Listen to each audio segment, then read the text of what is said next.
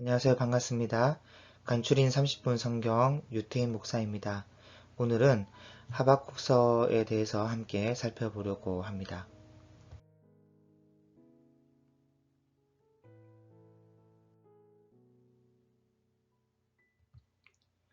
네, 지금부터 하박국서를 항의하고 항변하는 선지자라는 제목을 가지고 안내해 드리도록 하겠습니다.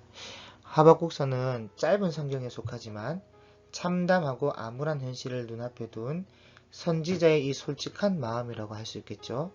정말 이해할 수 없는 현실 속에서 왜 이렇습니까? 하며 하나님께 묻는 질문과 그에 대한 하나님의 대답이 짧지만 우리에게 많은 것을 시사해주는 책이라고 할 수 있습니다.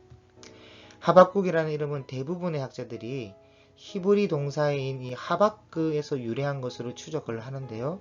그 뜻은 껴안다, 포옹하다 뭐 그런 뜻이에요. 그래서 이것은 뭐 능동적인가 수동적인가 따라서 하박국이 포옹을 해주는 사람인가 아니면 포옹을 받는 사람인가 이런 의미가 달라지긴 하는데 보통 루터와 제롬은 능동적인 의미에서 자기 민족을 위로하는 사람, 악한 세상 속에서 하나님의 정의의 문제를 껴안는 사람 이렇게 보았습니다. 저도 여기에 동의를 하고 하박국서를 보는 것이 옳다고 저도 생각을 합니다. 왜냐하면 하박국의 눈에 앞에 이 펼쳐진 예루살렘 안에서 이 죄악상이 있는데 하나님께서 그 죄악상에 따라 징계한다고 바벨론을 보내니까 하박국의 눈에는 내 백성 유대인들이 오히려 의인으로 비춰지는 거예요. 바벨론이 더 악랄하니까 상대적으로. 그래서 자기 민족을 끌어안고 정의의 문제를 끌어안는 것을 볼 수 있거든요.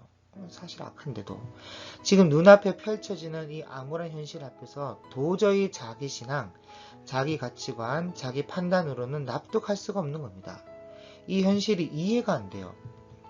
그래서 여러분도 혹시 내가 처한 현실이 너무 어이없고 이해할 수 없고 내가 뭘 잘못했다고 이런 어려움을 겪어야 되는가 하면서 납득할 수 없는 그런 경험을 하신 적이 없습니까? 그럴 때에 이 하박국을 보면 참 이 사람은 솔직한 사람이에요. 자기 눈앞에 전개되고 있는 이 암울한 현실을 보면서 하나님께 기도를 하는데 사실은 이 기도라기보다도 거의 항의에 가까운 질문을 넘어선 항의, 항변에 가까운 기도를 하는 거예요. 솔직한 자기 마음 심정인 거죠.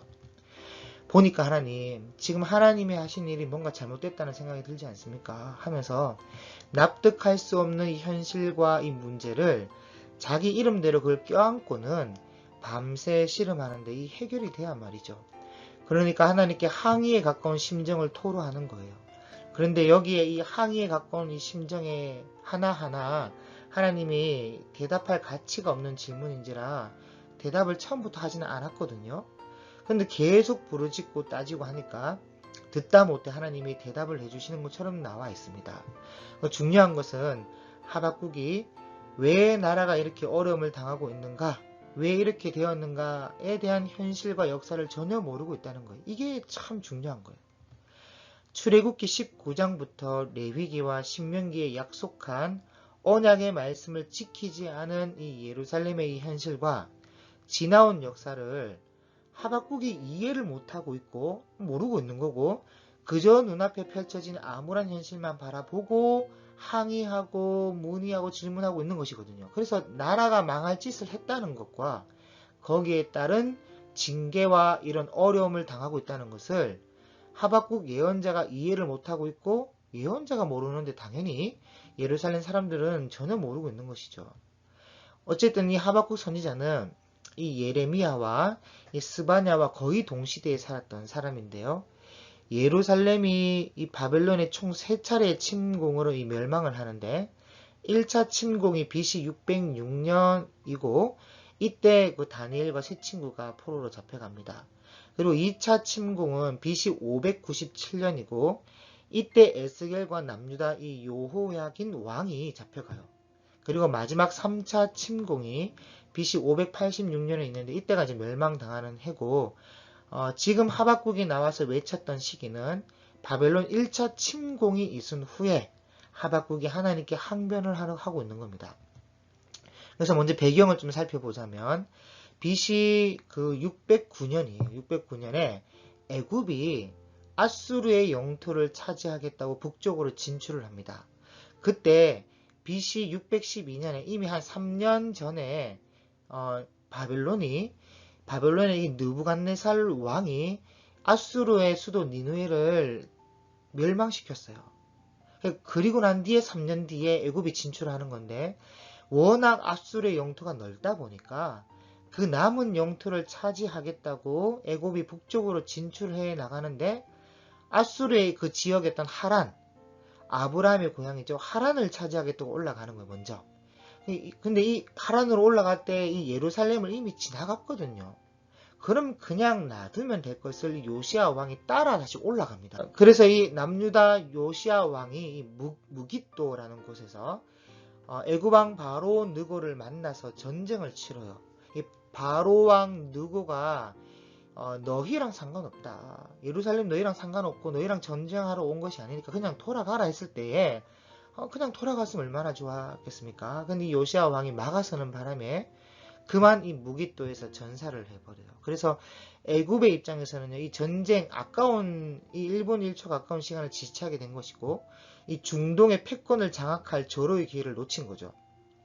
그래서 하란에 도착했을 때, 올라갔을 때는 이미 하란은 이 바벨론의 손에 넘어간 상황이다 보니까 애굽 왕이 화가 나는 겁니다. 시간만 지체하지 않았어도 하면서. 그래서 이 요시야 왕이 죽고 아들 여호아하스가 왕이 예루살렘의 유다의 왕이 되어 있을 때에 애굽이 하란에 올라갔다가 내려오는 길에 예루살렘에 들려요.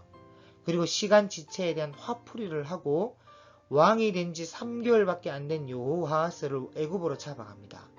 그리고 그의 형제 엘리야김, 다른 이름으로는 여호야김을 왕으로 세우고 애굽에 충성하도록 만들어요. 그런 후에 애굽은 다시 군대를 재정비하는데 BC 606년, 다시 3년 정도 재정비하고 난 뒤에 드디어 애굽과 바벨론이 제대로 한판 붙는 거예요. 그게 이 세계사에서 유명한 갈그미스 전투라고 하는데, 여기서 애굽이 대패를 합니다. 이 동시대 예언자 이 예레미야서에 보면 하맛까지 이르러 큰 타격을 받은 것으로 되어 있습니다. 그리고 이제 바벨론이 애굽에 충성하고 있는 남유다 예루살렘으로 내려와서는 이 여호야김에게 애굽이 아니라 바벨론에 충성하도록 만들어요. 바벨론이. 이것이 바벨론 1차 침공입니다. 이때가 606년이에요. 애굽을 쳐서 부수고 바로 예루살렘으로 들어온 거죠. 이 갈그미스 전투와 연결되어 있는 거죠. 한번 지도를 한번 볼까요? 자, 여기가 하란입니다. 하란이고, 여기 동그라미, 빨간색 동그라미 표시가 여기가 바로 무깃도 평야예요. 그래서 애굽이 예루살렘을 지나서 무깃도까지 올라간 건데, 여기서 이제 요시아가 다시 또 따로 올라가서 전쟁을 하게 된 거예요. 그리고 여기 보면 동그라미 마르가시라고 적혀있는 저 부분이 갈그미스입니다. 똑같은 지역이에요. 그래서 뭐 이렇게 보시면 되겠죠. 대구시의 갈그미스, 뭐 대구시의 달소구, 뭐 이렇게 보면 되겠죠. 그래서 이 마르가시, 저기가 이제 갈그미스와 같은 지역에 있는 곳인데, 저기서 이제 그 전투가 벌어지게 되고 대패를 하고 어디로 하냐면 하맛까지, 예, 후퇴하면서까지 또 대패를 합니다. 그래서 이제 이 하박국 선지자가 나와가지고 하나님께 따져 묻는 겁니다. 1차 침공 때. 왜냐하면 이 바벨론 군대가 이 예루살렘을 에워쌌다는 거예요. 그래서 사람을 잡아가고 죽이고 겁탈과 강포가 일어나는데, 보니까 어떻게 하나님이 되어가지고 그냥 가만히 보고만 있을 수 있냐 하면서 하나님께 따지는 거죠. 그러니까 자기가 볼 때는 바벨론이 하는 짓은 악하지만 하나님도 좀 그렇다는 거예요. 어떻게 하나님이 되어가지고 악한 자 바벨론이 의로운 자 예루살렘을 에워쌌는데 가만히 있습니까? 하나님이라면 적어도 악한 사람이 포악을 행하면 무슨 조치를 취해야 될 거 아니냐, 이런 식으로 하나님께 부르짖는데, 사실 하박국서를 바르게 이해하려면 하박국서가 쓰여지게 된 역사적 시대적 배경을 모른다면 바르게 이해할 수도 없고 해석하기도 어려운 책입니다. 그래서 오늘 이 간추린 성경을 통해서 이 하박국서를 완전히 깨달을 수 있는 은혜가 있기를 소망합니다. 지금부터 본문을 좀 살펴보면 자세하게 좀 살펴볼게요. 1장 1절입니다. 선지자 하박국이 묵시로 받은 경고라. 여호와여 내가 부르짖어도 주께서 듣지 아니하시니 어느 때까지리까. 그러니까 계속 기도를 했는데 하나님이 응답이 없었던 거죠. 내가 강포로 말미암아 외쳐도 주께서 구원하지 아니하시나이다. 꽤 오랫동안 기도한 것 같은 건데 하나님이 들은 척도 안 한 거예요. 어찌하여 내게 죄악을 보게 하시며 패역을 눈으로 보게 하시나이까. 겁탈과 강포가 내 앞에 있고 변론과 분쟁이 일어났나이다. 이러므로 이런 식이니까 율법이 해이하고 정의가 전혀 시행되지 못하오니 이는 악인이 의인을 에워쌌으므로 정의가 굽게 행하여 짐이니이다. 그러니까 이 하박국의 머리에는 악인은 바벨론, 의인은 예루살렘이에요. 그래서 악한 바벨론이 의로운 예루살렘을 에워싸서 온갖 강포와 겁탈을 일삼고 있는데 하나님은 뭐하고 계십니까? 그런 말이죠. 정의로운 하나님이 지금 정의를 굳게 만들고 있다는 거예요. 하나님이 잘못하고 있다. 이렇게 정의가 굳게 되었는데 누가 선을 행하겠습니까? 악한 사람은 지금 형통하고 강포와 겁탈을 해도 뭐 무탈하고 의로운 사람은 맨날 얻어터지고 빼앗기기만 하고 이러면 누가 선을 행하겠습니까? 그래서 이런 식이니까 율법이 해이하고 정의가 시행되지 못하는 거 아닙니까? 하면서 따지는 거예요. 그러니 하나님께서 대답 안 할 수가 없죠. 이쯤 되니까. 그냥 놔두면 밤새도록 떠들 판이라. 그래서 하나님이 마지못해서 대답하시는데 여러분 이런 분위기가 하박국서입니다. 그러니까 하박국 선지자의 생각이 여기까지밖에 안 되는 거예요. 그래서 5절 보니까 여호와께서 이르시되 너희는 여러 나라를 보고 또 보고 놀라고 또 놀랄지어다. 너희의 생전에 내가 한 가지 일을 행할 것이라 누가 너에게 말할지라도 너희가 믿지 아니하리라. 내가 지금 해주는 말을 네가 납득하지 못할 뿐만 아니라 놀라고 놀라서 믿지도 않을 거야. 보라, 내가 사납고 성급한 백성 곧 땅이 넓은 곳으로 다니며 자기의 소유가 아닌 거처들을 점령하는 갈대아 사람들을 일으켰나니 바벨론을 하나님이 내가 보냈다는 거예요. 그들은 두렵고 무서우며 당당함과 위엄이 자기들에게서 나오며 그들의 군마는 표봉보다 빠르고 저녁 이리보다 사나우며 그들의 마병은 먼 곳에서부터 빨리 달려오는 마병이라 마치 먹이를 움키려 하는 독수리의 나름과 같으니라. 그들은 다 강포를 행하러 오는데 앞을 향하여 나아가며 사람을 사로잡아 모으기를 모래같이 많이 할 것이요 왕들을 멸시하며 방백들을 조소하며 모든 견고한 성들을 비웃고 흉벽을 쌓아 그것을 점령할 것이라. 그들은 자기들의 힘을 자기들의 신으로 삼는 자들이라. 이에 바람같이 급히 몰아 지나치게 행하여 범죄하리라. 이렇게 대답하셨는데요. 이 말을 들은 하박국이 깜짝 놀랍니다. 왜냐하면 지금 하박국의 기도는 이 악한 바벨론 사람들 때문에 의로운 예루살렘이 고통당하고 있어서 하나님께 부르짖었던 것이거든요. 그런데 세상에 하나님이 바벨론을 이렇게 하려고 하나님이 보냈다는 거예요. 하박국은 하나님이 보냈다는 걸 전혀 몰랐거든요. 그래서 너무 어이없으니까 하박국 선지자가 하는 말이 12절에 선지자가 이르되 여호와여 나의 하나님 나의 거룩한 이시여 주께서는 만세 전부터 계시지 아니하시나이까. 그러니까 만세 전부터 누가 선한지 누가 악한지 알고 계실 거 아닙니까? 바벨론은 처음부터 악한 민족인 거 아실 거 아니에요. 우리가 사망에 이르지 아니하리다. 그래도 우리는 의로운 민족인데 악한 민족에게 사망까지 당했어야 되겠습니까? 여호와여 주께서 심판하기 위하여 그들을 두셨나이다. 뭐 악한 다른 민족들을 심판하기 위해서 바벨론을 두신 정도는 내가 인정합니다. 반석이시여 주께서 경계하기 위하여 좀 까부는 나라가 있어가지고 손 좀 봐주려고 그들을 세우셨나이다. 그런 거 위해서 세우신 거라면 이해하겠습니다. 그래도 주께서는 눈이 정결하심으로 악을 참아보지 못하시며 패역을 참아보지 못하시거늘 어찌하여 거짓된 자들을 방관하시며 악인이 자기보다 의로운 사람을 삼키는데도 잠잠하시나이까. 자기보다 의로운. 그러니까 이 하박국의 논조가 뭐예요? 여전히 하나님이 잘못하고 계시다는 거죠. 여전히 하박국 머릿속에서는 예루살렘은 의롭고 바벨론은 악하다. 이러는 거죠. 그래서 14절 주께서 어찌하여 사람을 바다의 고기 같게 하시며 다스리는 자 없는 벌레 같게 하시나이까. 그가 낚시로 모두 낚으며 그물을 잡으며 투망으로 모으고 그리고는 기뻐하고 즐거워하여 그물에 제사하며 투망 앞에 분향하오니 이는 그것을 힘입어 소득이 풍부하고 먹을 것이 풍성하게 됨이니이다. 그가 그물을 떨고는 계속하여 여러 나라를 무자비하게 멸망시키는 것이 옳으니까 이래도 괜찮습니까? 하나님 대답해 보십시오. 그래서 2장입니다. 내가 내 파수하는 곳에 서며 성루에 서리라. 그가 내게 무엇이라 말씀하실는지 기다리고 바라보며 나의 질문에 대하여 어떻게 대답하실지 보리라 하였더니 아마 하나님도 대답하기 힘들걸요? 하면서 하나님의 응답을 들어보겠다는 건데 2절입니다. 여호와께서 내게 대답하여 이르시되 너는 이 묵시를 기록하여 판에 명백히 새기되 달려가면서도 읽을 수 있게 해라는 거예요. 현수막 글자 크기 정도로 기록해.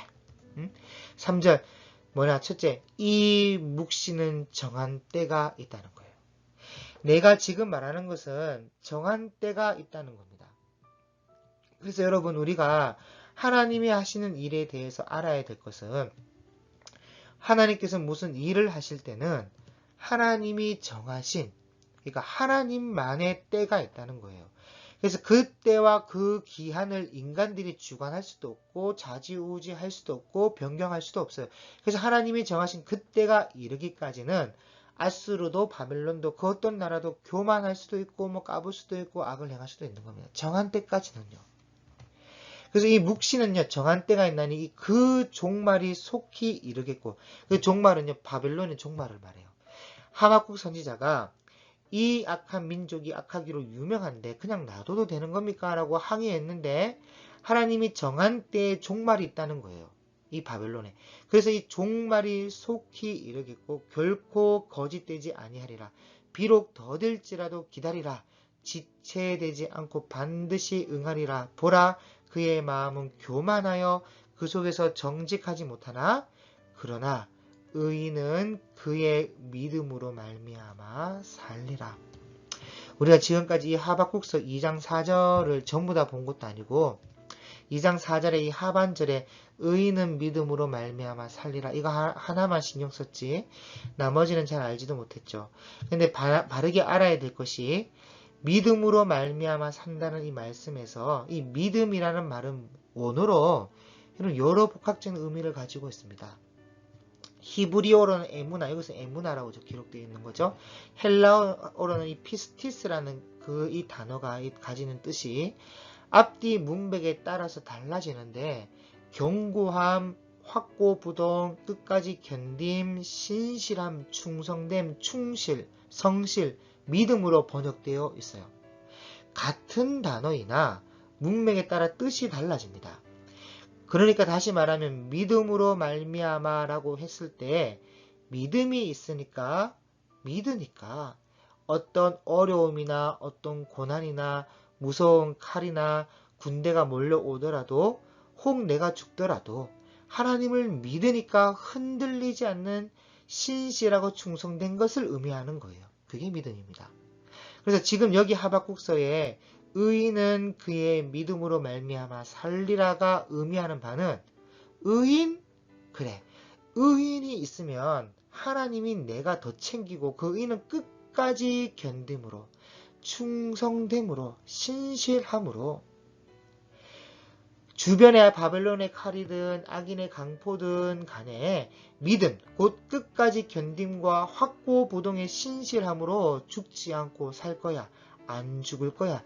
그 말씀을 하고 있는 겁니다. 그러니까 하박국 선지자가 볼 때에 악인들이 의인을 에워싸는데도 하나님은 정의의 하나님이 되어가지고 가만히 보기만 하고 있으니까 악인을 강성하게 하고 이기게 한다면 그 악인 때문에 의인들이 사라지지 않겠습니까? 이래서 이 땅 위에서 어떻게 의인이 살아남을 수 있겠습니까? 라고 의인을 염려해서 탄원하는 기도를 하고 있단 말이에요.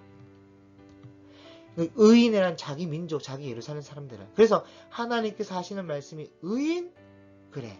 의인은 있다면 내가 더 챙긴다. 저렇게 충성되고 신실한 의인이 있다면 내가 안 죽게 해놨어 이미. 내가 더 챙겨 그거는. 네? 그게 무슨 말이에요? 오늘 의인이 바벨론 군인의 칼에 죽었는데요. 우리 예루살렘 사람들이요? 아니야. 그 사람은 의인이 아니야. 악인이야. 그럼 어제 죽은 사람은요? 그럼 그 사람은 당연히 악인이지. 그럼 의인 어디 있습니까? 의인 없습니까? 그래, 의인 없어. 다 악인이야. 진짜요? 그래, 진짜지. 여러분, 그럼 끝난 거죠. 지금까지 하박국이 따진 것은 아무것도 아닌 것이 돼요. 여러분, 하박국서에는 의인이 있는지 없는지 안 나오는데 동시대에 사역하고 있는 예레미야서에는 그 이야기가 나옵니다. 예레미야 5장 1절에 너희는 예루살렘 거리로 빨리 다니며 그 넓은 거리에서 찾아보고 알라. 너희가 만일 정의를 행하며 진리를 구하는 자를 한 사람이라도 찾으면 내가 이 성읍을 용서하리라. 그러니까 예루살렘 성에 의인이 있다는 말이에요? 없다는 말이에요? 없다는 말이죠. 있다면 완벽한 의인은 못 되더라도 에스겔서에 보면 예루살렘의 우상 숭배하는 모습을 에스겔에게 보여줄 때에 여러분 그래도요 그 예루살렘 성 그 거리에서 소수지만 몇 명이 길거리에서 탄식하고 우는 사람이 있는 거예요. 우상 숭배하고 있는 저 사람들을 보면서 뭐 그 사람이 정의를 행하고 그런 건 아닐지라도 적어도 우상 숭배하지 않는 우상 숭배를 하고 있는 그 사람들을 바라보면서 울고는 있었다는 거예요. 그때 그 사람에게 천사가 가서 생명을 구원받게 될 것을 보증하는 이 바벨론의 그 칼에 완전히 예루살렘이 멸망당하기 전에 죽지 않고 살게 될 것이다 라고 할 만한 구원받게 될 만한 보증하는 인을 치는 장면이 나옵니다. 그러니까 그 정도가 다지 정의를 행하며 진리를 구하는 자는 단 한 사람도 없었어요. 그래서 지금 하박국 선지자의 이 일방적인 공식이 틀렸다는 거죠. 바벨론은 악하고 예루살렘은 의롭다. 아닙니다. 그건 하박국 자기가 볼 때 그런 거지. 상대적으로 그것도. 하나님이 볼 때는 아무도 의롭지가 않았어요. 자, 여러분 보세요. 바벨론은 누가 성경을 가지고 가르친 사람도 없고 예언자를 보낸 적도 없습니다. 그러니까 당연히 악할 수밖에요. 창세 이후로 바벨론을 위한 하나님의 배려가 단 한 번도 없었습니다. 그냥 내버려뒀어요. 당연히 악할 수밖에 없겠죠, 그러면? 근데 예루살렘은 다릅니다. 예루살렘의 악과 바벨론의 악은요, 비교할 수가 없어요. 아니, 비교하면 안 돼요. 왜냐하면 예루살렘은요, 모세로부터 시작해서 얼마나 많은 예언자를 보내고 또 보냈습니까? 하나님의 말씀을 기록도 하고 그 말씀으로 언약까지 맺었는데 이렇게 악해졌다는 것은요, 용서가 안 되는 거예요. 따지고 보면 예루살렘이 더 악한 겁니다, 그게. 여러분, 하나님께서도요, 많이 받은 자에게는요, 많은 것을 달라 하시는 거예요. 그 말씀 민수기 35장 8절에 너희가 이스라엘 자손의 소유에서 레위인에게 너희가 성읍을 줄 때 많이 받은 자에게서는 많이 떼어서 주고 적게 받은 자에게서는 적게 떼어 줄 것이라. 누가복음에서는요, 무릇 많이 받은 자에게는 많이 요구할 것이요 많이 맡은 자에게는 많이 달라 할 것이니라. 그래서 하박국의 이런 탄원, 절구, 기도는요 사실 별로 의미가 없는 거예요. 하박국이 의인 살려 하면서 탄원하지만 하나님의 응답은요, 의인이 있으면 그 의인은 믿음으로 말미암아 안 죽고 살도록 내가 이미 장치 다 해놨어 라는 거예요. 의인이 있으면 소중해서라도 내가 장치를 해서 살릴 거다. 그럼 그 예가 있어요. 누구냐? 예레미야서에 보면요, 하나님이 바벨론 칼에서 지켜주겠다고 약속한 사람들이 직접 언급하는 내용들이 나와요. 바룩, 그리고 구스인 에벳 멜렉이라는 사람, 하나님 살려주겠다는 거예요. 그 정도가 단 거예요. 그래서 여러분, 한편으론 하박국 선지자의 항의하는 기도가요, 이해는 됩니다.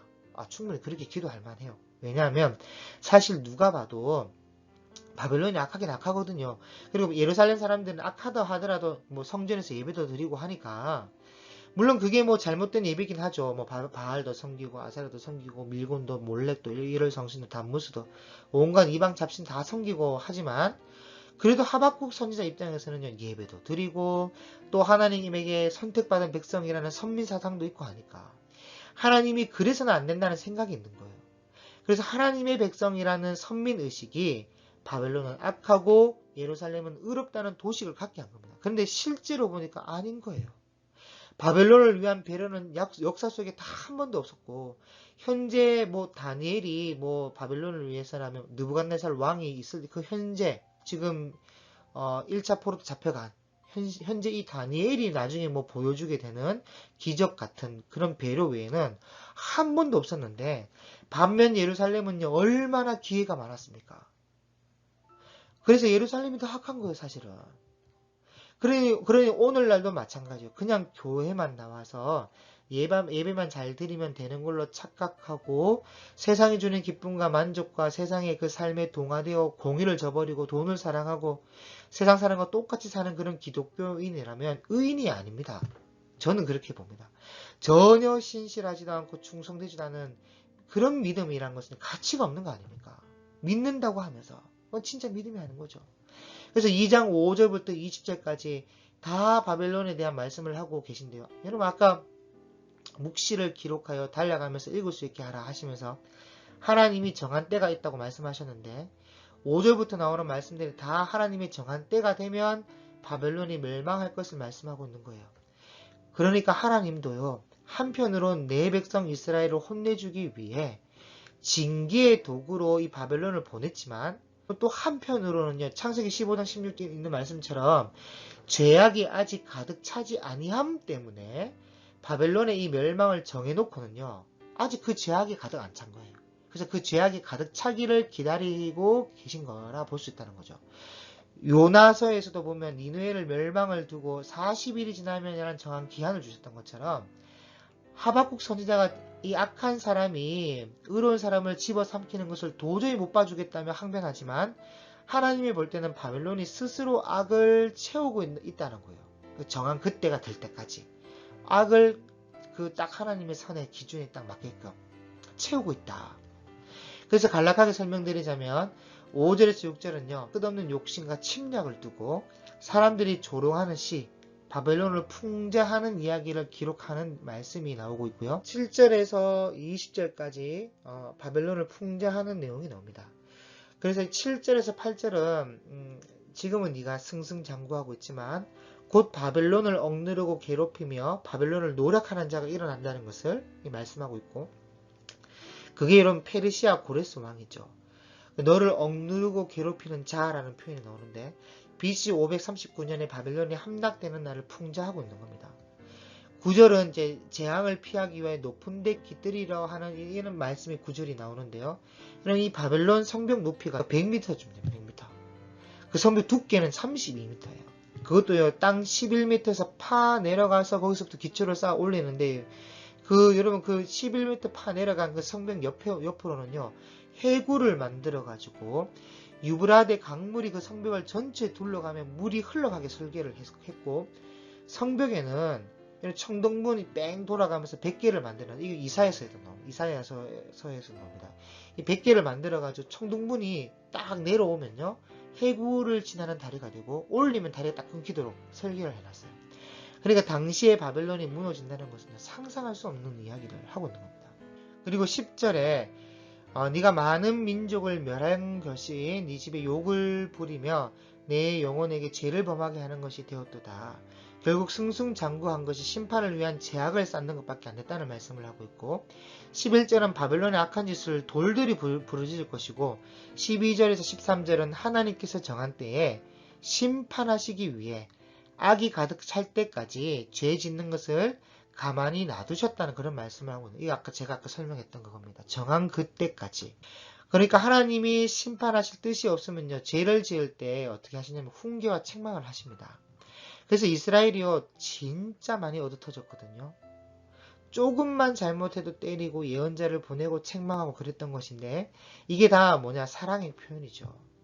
사람들이 이런 마음을 몰라주는 게 문제지 이게 하나님의 사랑 표현입니다. 만약 우리가 죄를 지속적으로 범했는데도 하나님이 견책과 징계를 하지 않으시고 그냥 죄악 가운데 놔두시면요. 우리 버린 자식이 돼요. 여러분 마지막 심판 때 지옥 가는 거죠. 그리고 14절은 앞으로 BC 539년에 바벨론이 무너지는 날이 오면 온 천하의 여호와의 영광을 인정하는 것이 세상에 가득하게 될 것을 예언하고 있는 말씀이고 그래서 우리 입장에서는 이미 BC 539년에 이루어진 예언이죠. 이 말씀은.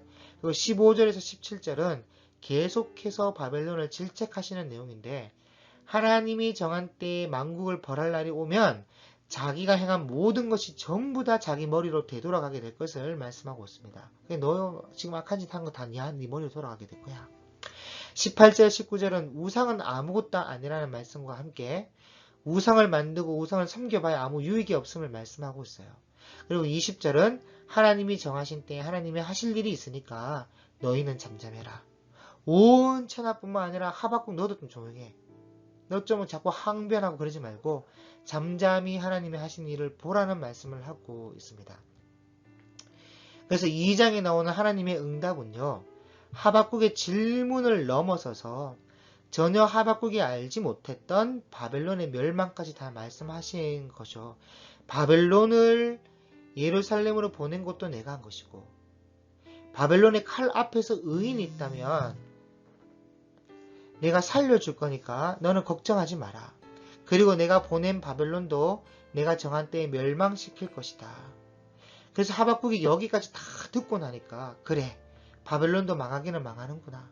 근데 바벨론이 망하는 건 그렇다 쳐도 그 바벨론의 칼에 온 열방과 함께 우리 민족도 망하게 된다는 것은 피할 길이 없는 것이구나 하는 것을 이 하박국 선지자가 깨닫게 됩니다. 그래서 이 하박국이 굉장히 놀라고 두려워해서 부들부들 떨어요. 그러면서 하는 애가와 같은 찬양의 기도가 3장입니다. 3장. 자, 3장 1절입니다. 시기 오롯에 맞춘 선지자 하박국의 기도라. 여호와여 내가 주께 대한 소문을 듣고 놀랐나이다. 만약에 예루살렘은 괜찮고 바벨론만 멸망당한다는 말을 들었다면요. 하박국이 놀라면 안 돼요. 기뻐해야죠. 근데 그게 아니라 바벨론에 의해 예루살렘이 망한다는 거예요. 그러니 소문을 듣고 놀랐나이다.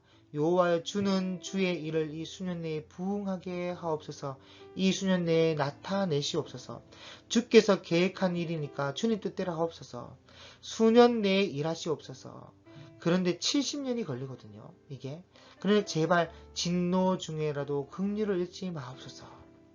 하박국 선지자가 자신이 알지 못했던 하나님의 행하실 일들을 듣고 나니까 자신의 생각이 얼마나 짧았는지 알게 되었습니다. 그래서 하나님의 행하실 일들에 대해 그 위대하심에 대해 그가 행하실 일에 대해 하박국이 하나님을 찬송하는데요. 기뻐서 하는 찬송이 아니에요. 경외감을 가지고 찬송하는 그게 3절부터 15절까지 말씀인데 그 중에 3절에서 6절 말씀은요. 하나님이 영광이 나타날 때의 모습을 노래하고 있고 7절에서 11절은 하나님께서 베풀어 주셨던 기적들, 이적들 다시 되새겨보는 노래고 12절에서 15절은 하나님이 정한 때에 노를 바라시는 하나님의 모습을 찬양하고 있습니다. 그리고 16절이 중요한데 16절 자 내가 들었으므로 하박국이 무엇을 들었다는 말이죠? 1장과 2장에 나오는 하나님의 대답을 들었다는 말이죠. 여러분 하박국이 하나님의 대답을 듣기 전에는 자기가 옳다고 큰소리 뻥뻥 치고 하나님이 뭔가 이상하다고 떠들었는데 잘 듣고 나니까 내 창자가 흔들렸고 그 목소리로 말미암아 내 입술이 떨렸도다.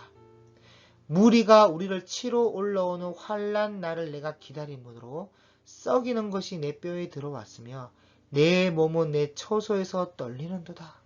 지금 기도는 하고 있지만요. 찬송한다고 기도는 하고 있지만 지금 온몸이 부들부들 떨리는 거예요. 결국 하나님의 말씀대로라면 의인은 없다는 말이고 있다 손치더라도 지금 쳐들어온 이 바벨론과 또 앞으로 2차 3차 바벨론의 침공을 피할 수도 막을 수도 없고 그날을 그냥 가만히 기다려야만 하니까 얼마나 두렵겠습니까? 멸망을 미리 알고 기다려야 하는 그 입장이 얼마나 떨리겠냐는 거죠.